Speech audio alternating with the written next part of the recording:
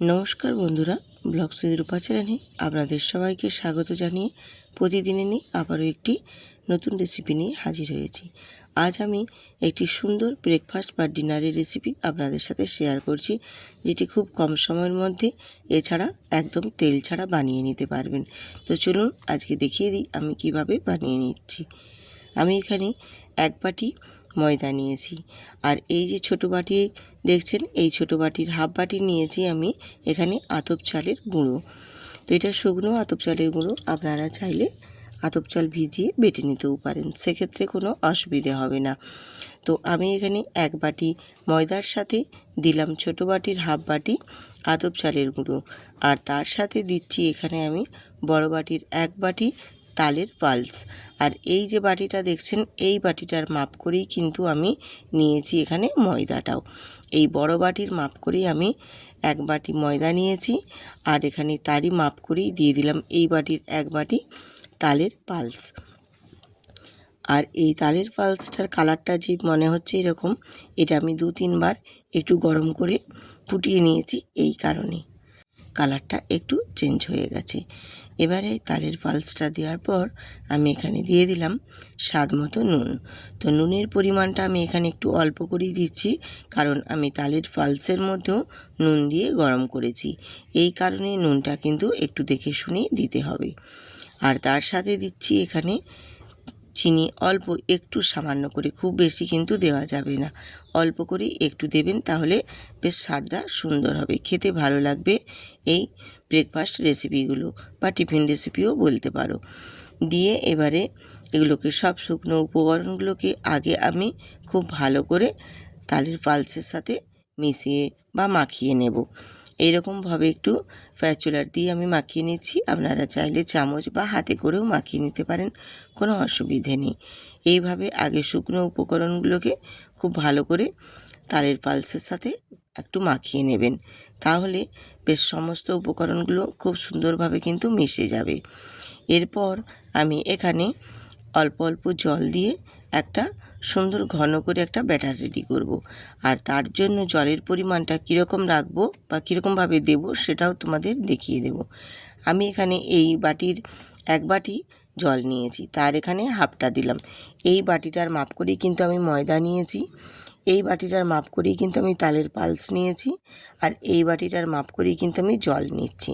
তাহলে কি বলুন তো, সব কিছুটা যদি একদম মাপঝোপ করে করে রেডি করে নেওয়া হয়, তাহলে কিন্তু আমি যে রেসিপিটি আজকে বানাবো একদম সুন্দরভাবে পারফেক্ট রেসিপিটি বানানো হবে, বা সমস্ত কিছুর সাথে খুব ভালো করে মিশে গিয়ে একদম ব্যাটারটাও সুন্দর করে রেডি হবে। এই জন্য উপকরণগুলো আমি কীভাবে নিচ্ছি, কীরকমভাবে করছি, সব কিছুটাই আপনাদের সাথে শেয়ার করছি সুন্দর করে। এই রকমভাবে বানিয়ে নেবেন, তাহলে আপনাদের রেসিপিগুলো একদম সুন্দর পারফেক্টভাবে রেডি হবে। আর এখানে দেখো, আমি আবারও এক বাটি জল নিলাম, দিয়ে সেই জলটা আবারও দিয়ে ভালো করে একটু সমস্ত কিছু খুব ভালো করে ঘাঁটা ঘাঁটা করে একটা সুন্দর ঘন ব্যাটার রেডি করে নেব।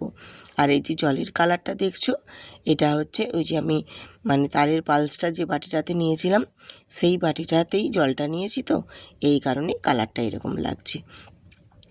আর আমার এখানে দেখো সমস্ত কিছুটায় সব কিছুটাকে খুব ভালো করে মিশিয়ে নিয়ে এখানে আমার জল লেগেছে 2 বাটি জল দিয়েছি, দিয়েই বেশ ঘন করে একদম পাতলা ব্যাটার রেডি হয়ে গেছে। তাহলে এখানে জলের পরিমাণটা কিন্তু আমার কতটা লেগেছে সেটাও আমি তোমাদের দেখিয়ে দিলাম। দিয়ে বেশ ব্যাটারটা দেখো সুন্দর করে ঘন করে একদম রেডি করে নিয়েছি।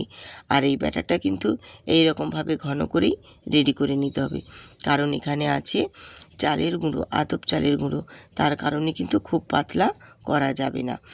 এবারে এটাকে আমি তোমাদের দেখিয়ে দিচ্ছি, দেখো ব্যাটারের ঘনত্বটা কীভাবে।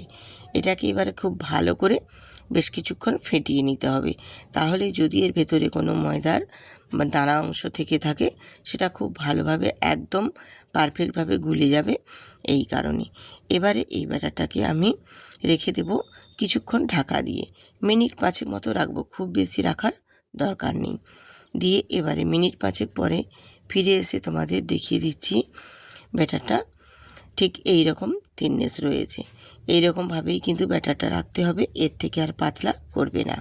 এবারে আমি এর সাথে দিয়ে দেব এখানে অল্প একদম মানে 4 ভাগের 1 ভাগ দিলাম এখানে বেকিং পাউডার। বেকিং পাউডারটা দিলে খুব সফট এবং নরম হবে, এই কারণে আমি অল্প করে দিয়েছি। এটা দিলেও হবে, না দিলেও হবে, কোনো অসুবিধে নেই, কিন্তু একটু দিলে মনে হয় ভালো হয়, খুব ফ্লপি ভাবটা আসবে। এবারে এর সাথে খুব ভালো করে আবারও খুব সুন্দর করে মিশিয়ে নিতে হবে, যাতে না একটুও বেকিং পাউডারের কোথাও দলা থেকে যায়। দিয়ে খুব ভালো করে মিশিয়ে নিয়ে এটা একদম ব্যাটারটা সুন্দর করে রেডি করে নিয়েছি।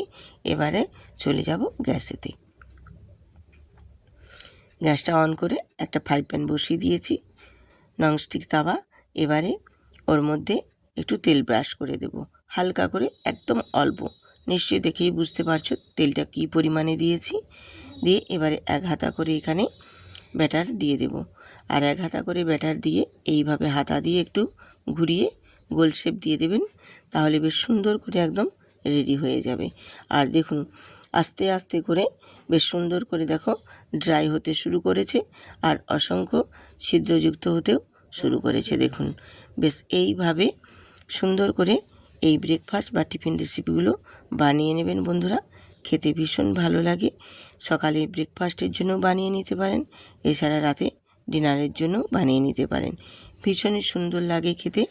এই রকমভাবে তালের পালস দিয়ে যদি বানিয়ে নেন এরকম সুন্দর ব্রেকফাস্ট। তো দেখুন আমার একটা পাশ হয়ে গেছে, আমি উল্টে দিচ্ছি আরেকটা পাশের জন্য। আর সুন্দর করে দেখুন একদম নিজের থেকে 4-5টা থেকে একদম ড্রাই হয়ে আপনা থেকেই কিন্তু উঠে চলে আসবে। এই রকমভাবে যদি সব কিছু পারফেক্টভাবে দেওয়া হয় আর ব্যাটারটাও যদি সুন্দর করে রেডি করে নেওয়া হয়, তাহলে কিন্তু একদম সুন্দর একটি রেসিপি তৈরি হবে। তো দেখুন আমার একটা ভেজে নেওয়া হয়ে গেছে, আমি আরেকটা তোমাদের বানিয়ে দেখিয়ে দিচ্ছি যাতে তোমাদের সুবিধে হয় বোঝার জন্য। আমি আবারও একটি দিয়ে দিয়েছি, দেখো 1 হাতা ব্যাটার নিয়ে। এবারে কয়েক সেকেন্ড অপেক্ষা করে নিতে হবে, যাতে সুন্দর করে একদম নিচটা ড্রাই হয়ে ভাজা হয়ে যেতে পারে। আর ওপরে অসংখ্য দেখো ছিদ্রযুক্ত লেয়ার শুরু হয়ে গেছে, আর সাইড থেকে দেখুন আপনা থেকেই কিন্তু সুন্দর করে ছেড়ে একদম উঠে চলে আসছে।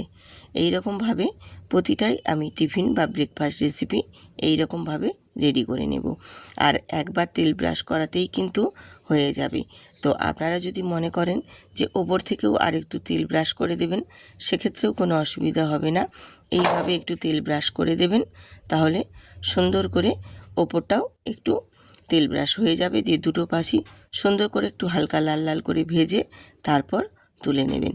এইভাবেই আমি প্রত্যেকটা টিফিন বা ব্রেকফাস্ট রেসিপি বানিয়ে নিয়ে তারপর আপনাদের সাথে শেয়ার করছি যে টিফিন রেসিপিগুলো বানাতে কত কম সময় লাগে এবং কতটা ইজিভাবে রেডি হয়ে যায়। দেখুন কত সুন্দরভাবে একদম তৈরি হয়ে গেল। এবারে আমার সবগুলোই দেখো রেডি হয়ে গেছে, আর কালারটাও কত সুন্দর এসেছে। দেখুন এই রকমভাবে তালের পালস দিয়ে এই বর্ষার সিজনে এখন তো বাজারে অ্যাভেলেবেল তাল বেরিয়ে গেছে, আপনারা একটু বানিয়ে নেবেন, ভীষণ ভালো লাগে খেতে। আর সকালে বা রাতে ডিনারের জন্য বানিয়ে নিতে পারেন, খুব সফট এবং ইজি। দেখুন দেখতেও যেমন সুন্দর লাগছে, খেতেও কিন্তু সেরকমই দুর্দান্ত হয়েছিল, ভীষণ সফট এবং নরম। হাতের মধ্যে একদম মুঠো করে নিলেই মুঠো হয়ে যাবে, আর হাতে চেপে ধরলেই আস্তে করে দেখবেন আপনা থেকেই ছিঁড়ে যাচ্ছে, কোনো চাপ দেওয়ারই প্রয়োজন পড়বে না। এত সুন্দর এবং এতটাই সফট হয়েছে। একবার হলেও বন্ধুরা এইভাবে বানিয়ে দেখবেন, আশা করি আপনাদের ভালো লাগবে। আর যদি ভালো লেগে থাকে অবশ্যই কিন্তু বন্ধুদের সাথে শেয়ার করতে ভুলবেন না। নতুন নতুন বন্ধুরা চ্যানেলটি সাবস্ক্রাইব করে বেল আইকনটি প্রেস করতেও ভুলবেন না। আশা করি আজকের এই রেসিপিটি আপনাদের ভালো লেগেছে, তাহলে কমেন্ট করে জানাতে কিন্তু একদমই ভুলবেন না। আজ এখানেই শেষ করছি, দেখা হচ্ছে পরবর্তী আরেকটি নতুন রেসিপির সাথে আপনাদের সঙ্গে। Thanks for watching.